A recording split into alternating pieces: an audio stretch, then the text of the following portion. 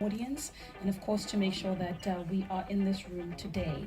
When I first was invited by Ujabu, who I worked with on a previous campaign for a brand that she was head hunting. When she came back to me and said that she's left the corporate world and she started her own agency on the side, I thought, what a brave decision. I thought, what a great time as well. I believe that timing has everything to do with all the opportunities that we decide to take in life. And when she told me that it was called In Good Company, I thought, okay, interesting, tell me more. And basically it is a space for dialogues and for women to get together and to network across. One of the things that I keep quoting lately, and I'm sure that those who have been hearing me and the different things that I've been doing publicly are probably going to be tired of hearing this again. But I keep saying it because it stuck with me and it resonated so well with me. It's something that you said, Issa. I'm not sure whether you were doing an interview, but I remember watching a clip online and you said that we're so fixated with networking up that it's time for us to network across. Who has the skills to better help us to in our collaborative efforts, and I thought that was really powerful and it resonated with me and I share it all the time. Now she has over 15 years business management and marketing experience. South African breweries, Unilever, Danone, McCain, Bacone, Media House, Afro Pulse Media Agency. But today, she is the head honcho at the In Good Company. Ladies and gentlemen, Jabulile Gwala.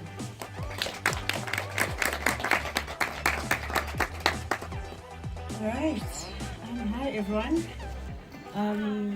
Yeah. So firstly, thank you so much for being here. Today is quite a special day, actually. It's been an interesting journey building up and leading up to this experience. I remember last year, round about this time, it was just, a dream to say, let us create a space, a platform where women can get together. We can be authentic, we can be ourselves, we can empower, we can share ideas, we can start to say, let us shape or build a completely different narrative about women and by women. And I remember, I'm sitting next to two women which I admire a lot. I mean, I've done a lot of work with Nomzamo. I've seen how you have grown and how you continue to push yourself and push the boundary, and you're so young. So you're so inspiring. It's been a great honor working with you. And sitting back and watching Miss Issa Rae, I remember seeing your show for the first time around May last year and following your story and looking at how you were able to, craft your own journey and say, this is what I want to do. And essentially, I'm going to start my own web series and I'm going to take it from there. And to see what you have done and, being inspired by that. The thought of, yes, I'm a woman, yes, I'm black, but I have my dreams and I'm going to deliver on them. Inspired the idea or the vision to say, let us reach out, let us find a way to bring you here. So we're quite honored to be here today. Tonight we're going to be sharing and spending more time with these beautiful ladies at the event, and we're looking forward to it. Thank you.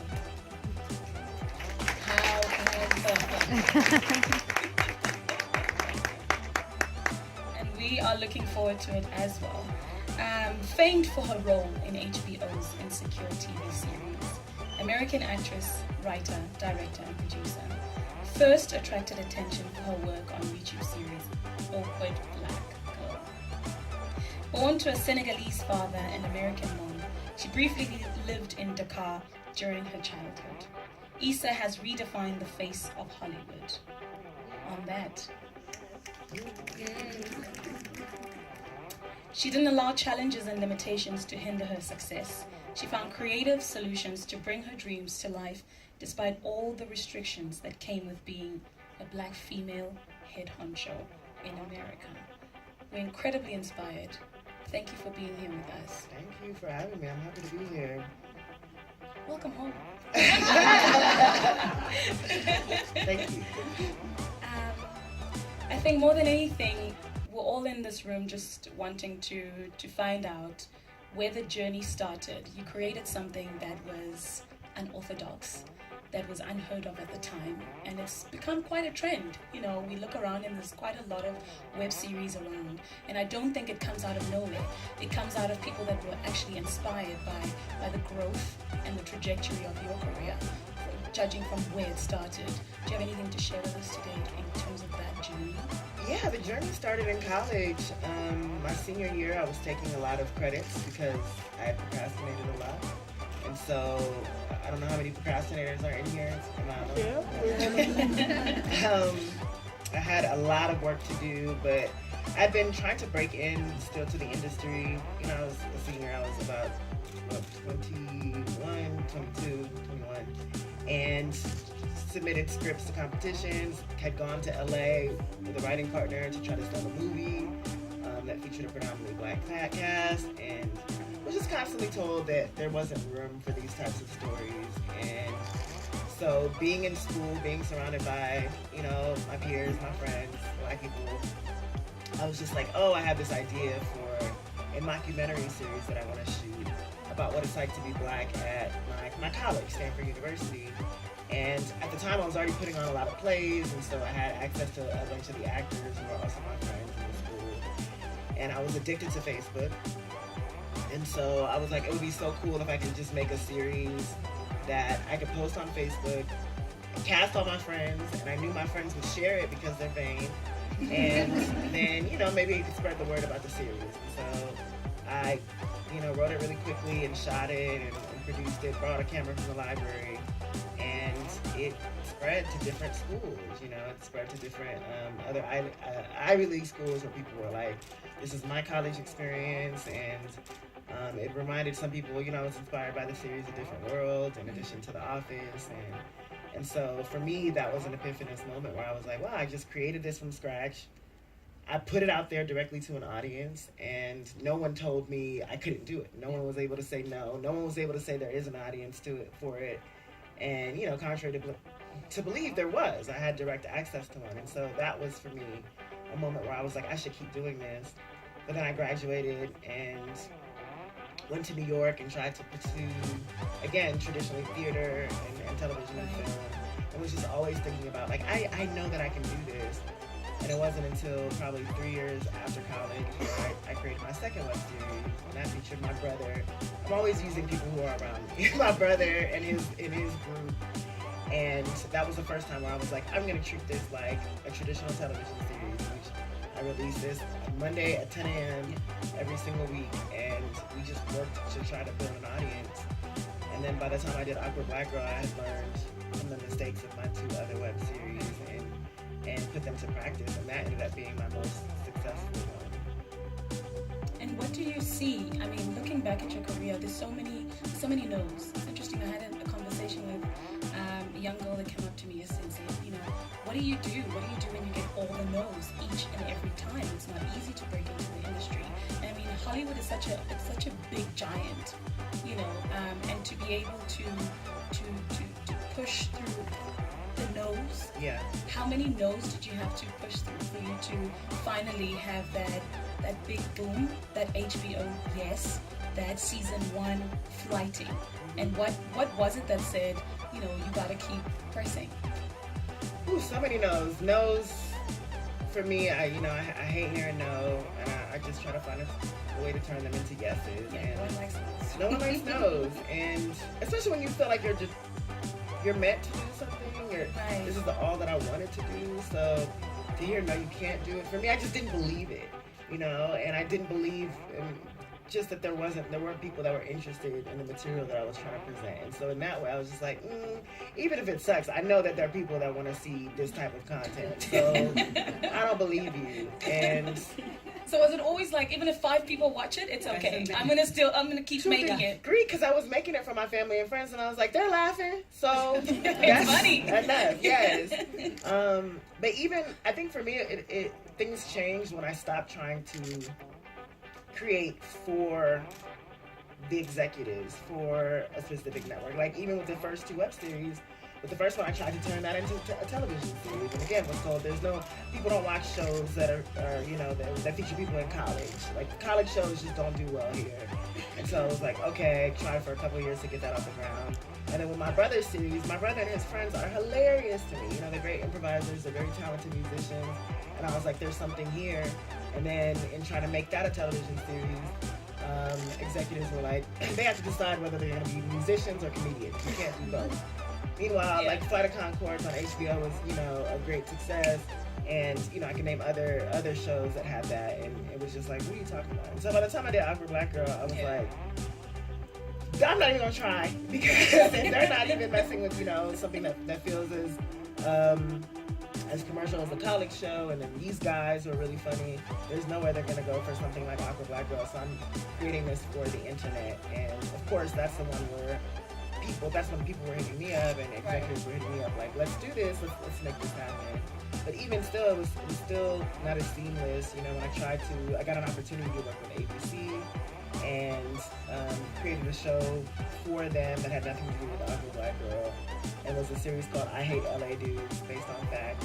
And that to me was like, okay, this is my opportunity. But I think I got lost in just the shuffle of the pressure of oh my gosh, this is my first chance to make a television show. And I was not as confident in my voice then. And so I think the no there when I ended up submitting that for the pilot was a bit more devastating. This was my only shot. I blew it. Maybe I'm not meant to go to television. Maybe I should try to stay online. And then literally a month later, HBO called and said, hey, we heard that you're free. Do you have anything to develop for us? And that's when I was like, ooh, I'm not going to let this chance go. And that even still was a bumpy journey to be able to get from HBO calling me to get on the air. It was a 3-year process. Yeah. But it was worth it. I'm here. Yeah. So funny because I was flying back over the weekend and I was reading a tabloid. Tabloids, there's true things and there's sometimes not true things. Funny enough, in the back page there was top 30 things, fun facts that we didn't know about you. About me? Yes. Well, that's what you said. It said that you were saying all these things. So I'm going to ask you one of them. Okay. That you had an audition for a big movie sequel or something, and you got into the room and you just forgot your lines, you were shaking, you were really mad at yourself for really messing that opportunity up. True or false? True, that just happened. I was like, how did they find that out? Yeah, that just happened. I'm just terrible. I'm a terrible auditioner. I get really bad nerves. I get nervous. And it sucks because, I was prepared. It was for someone that I really admire. It was for a big franchise. And literally was having a conversation with the casting director, waiting for the other person to come in for 30 minutes before I audition. Everything was great. I was like, I got it. And then when I got in that room, it was just like, it was just like, Black Girl. They said they were a fan of yours. Yes. We were talking about the show. She was just like, ooh, I can't wait for season 3. I love this episode. I was like, awesome. Oh, I'm amazing. I got this. And then got in there and it was just like,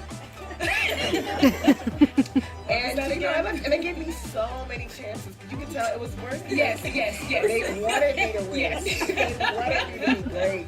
And I was just like, I can't be great for you. I'm sorry, not today. I can't.